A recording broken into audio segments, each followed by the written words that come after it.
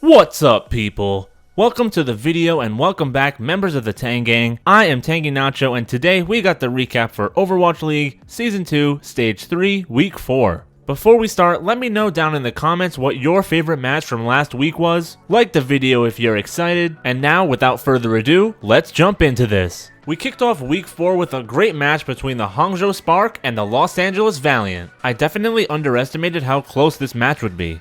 We started off on Ilios where the Hangzhou Spark won 2-1, Los Angeles Valiant struck back on Volskaya 1-0, Hollywood went 2-1 for the Hangzhou Spark, then Los Angeles Valiant struck back again on Dorado with a 3-2 win, forcing map 5. In the end, Oasis went 2-0 for the Spark, giving them the 3-2 victory. Hangzhou is looking virtually unbeatable right now, only dropping a match this stage to the Vancouver Titans. And considering the Los Angeles Valiant defeated that very team last week, I suppose I should have expected this kind of match. Every map besides the tiebreaker was decided by just 1 point, so it was a hell of a good match for sure. I hope we get to see a rematch between these two amazing teams in the stage playoffs in a couple weeks. Next up, we had the Paris Eternal versus the Seoul Dynasty. This was also a really close match with all the maps being decided by 1 point. Seoul Dynasty won 2-1 on Nepal, 3-2 on Horizon Lunar Colony, and 4-3 on Eichenwald. Paris Eternal was able to get the win on Watchpoint Gibraltar 5-4, but at the end of the day, Seoul Dynasty won the match 3-1. This was a crucial game for both teams, especially the Paris Eternal. Yes, they would have been at 4-3, which most likely wouldn't have cut it, but the Seoul Dynasty would have been at danger of falling to 3-4 and could have opened the door for the Paris Eternal to slip in. Luckily for Dynasty fans though, they were able to take the victory and didn't have to worry about it. Next up was the San Francisco Shock versus the Chengdu Hunters. And now this is an outcome that really shocks me. I guess San Francisco really just hates playing against Sombra comps. Whether it was Young Xiaolong or Elsa on the Sombra, both of them were outplaying Sinatra at every turn. The Hunters took map 1 Ilios 2-1, then Volskaya went to San Francisco Shock 4-3, Chengdu struck back again with a win on Eichenwald 5-4, San Francisco forced a map 5 with a 2-0 win on Dorado, and then Oasis went right down to the wire, but it ended up going 2-1 for the Chengdu Hunters. This is once again proof that even a slight meta change can flip the power rankings on their head. We're now living in a world where the San Francisco Shock are in 5th place in the stage, below the Hangzhou Spark and Shanghai Dragons. After this win, Chengdu was at 3-3 and still hopeful to maybe be able to squeak into the stage playoffs. Moving on to the next one, we had the London Spitfire versus the Los Angeles Valiant. And once again, LA Valiant surprised the heck out of me with a huge victory here. They took Nepal 2-1, Volskaya Industries 4-3, and then Hollywood and Gibraltar both 3-0 for a 4-0 victory over the London Spitfire. This turnaround from the Valiant is simply unreal, and to beat a team like the London Spitfire so handily, you gotta give it up to the coaching staff and the players for being able to save this season. I don't know what is going on with the London Spitfire though. I don't think this can all be blamed on Quartermain because he has been performing really well. I think the Valiant really just have regained their stride and become a force in the Overwatch League. And maybe London took the match too lightly and ended up paying for it. Next up was the Toronto Defiant versus the Los Angeles Gladiators. And with this we got back-to-back Los Angeles massacres. Lag won 2-0 on Nepal, 2-1 on Horizon Lunar Colony, and 4-3 on both Numbani and Dorado for the 4-0 stomp over the Toronto Defiant. I will say though that in comparison to the last match between the Valiant and the London Spitfire, the maps were all really close in this one. Unfortunately for Toronto though, they weren't able to clutch out any map victories and they ended up losing yet another match. Meanwhile, the LA Gladiators were in position to actually make a run for the playoffs. All they had to do was take down the Vancouver Titans later in the week, and well, we'll talk about that in a little bit. But for now, we'll move on to the Houston Outlaws versus the Washington Justice. This was fairly one-sided other than a quick bout on Volskaya Industries that was pretty close. The Houston Outlaws took Oasis 2-0, tied on Volskaya 4-4, Eichenwald 3-2, and Dorado 1-0 for the 3-0 victory. All I can say is I can't wait for the Washington Justice to get the redemption arc that the Houston Outlaws and Los Angeles Valiant have recently experienced. Hopefully they can do it this season, but we'll have to wait and see. And next we have the Dallas Fuel versus the New York Excelsior. And honestly, I almost don't even want to talk about this one. Dallas took Oasis 2-0 and Paris 2-1, going up 2-0 in the half against NYXL. Considering the Fuel's abysmal win-loss in the stage at this point, this was a huge morale boost if they could take the victory. But unfortunately in life sometimes we don't get a happy ending. NYXL took Hollywood and Gibraltar both 3-2 to force a map 5 and then won on Nepal 2-1 for the reverse sweep 3-2 victory. I mean, I guess it's a happy ending for the NYXL fans, but come on, you gotta admit, an upset of the Dallas Fuel over NYXL would have been amazing. Especially when, like I said, the Fuel really could use it right now. Instead, New York was able to maintain their undefeated record.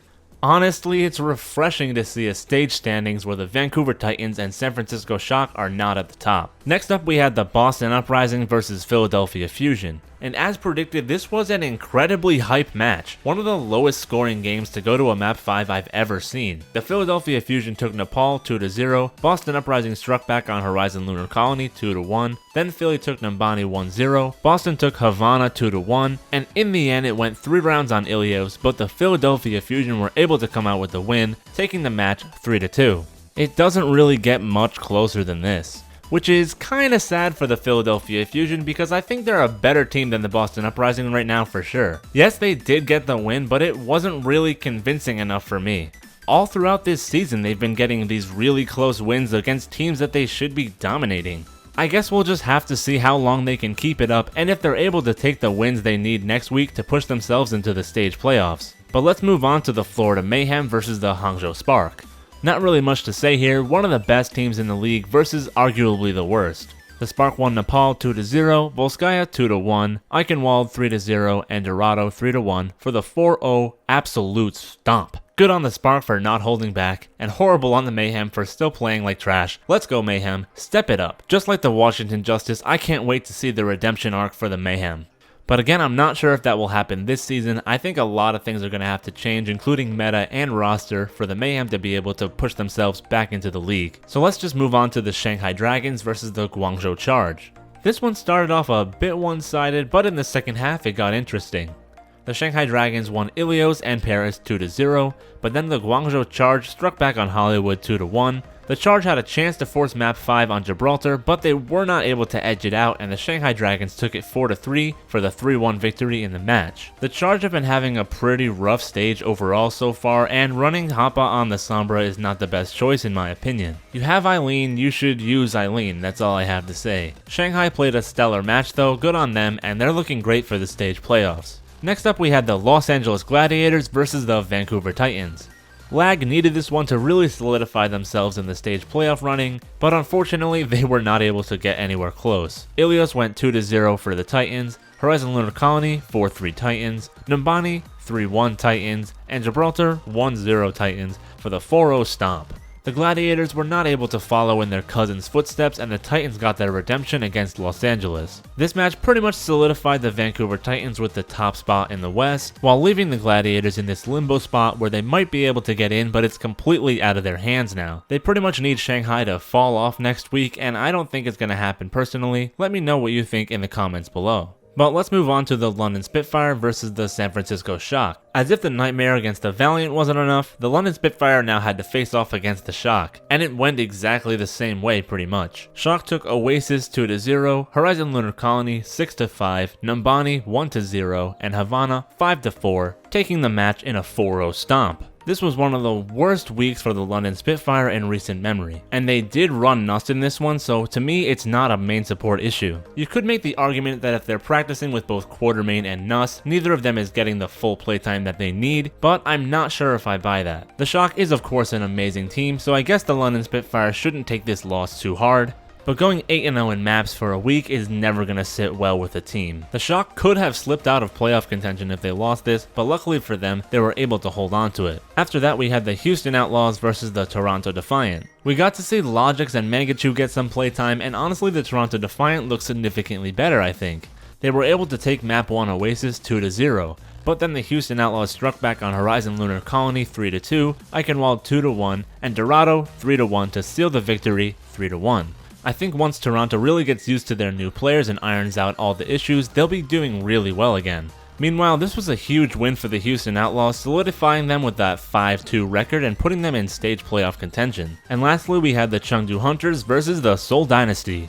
I predicted an upset here, but again, I think my mojo was a little off. The Chengdu Hunters upset the Vancouver Titans, not the Seoul Dynasty. That's my bad. But anyway, Seoul took Ilios 2-1, they tied on Paris 5-5, Eichenwald went 2-1 for Seoul, and Gibraltar went 3-1 for Seoul for the 3-0 victory. The Hunters didn't really have a shot at stage playoffs anyway, so I was happy to see Seoul get the win here. They were able to take out the Chengdu Hunters at their own game with the DPS heavy comps.